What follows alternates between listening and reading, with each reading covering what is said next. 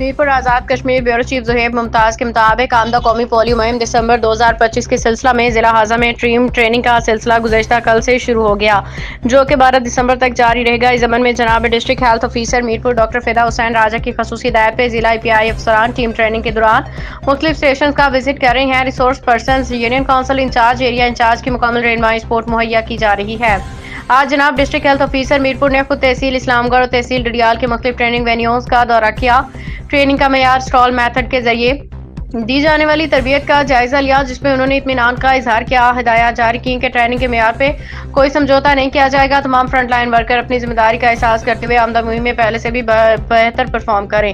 کسی کے ایریا میں کوئی بھی بچہ بغیر پولیو کے ڈراپس لائے رہنا چاہے 100% وزٹ بشمول لاگ گھر کیا جائے، نیز فنگر مارکنگ اور ڈور مارکنگ ساتھ ہر مس بچہ ٹیلی شیٹ پہ نوٹ کیا جائے۔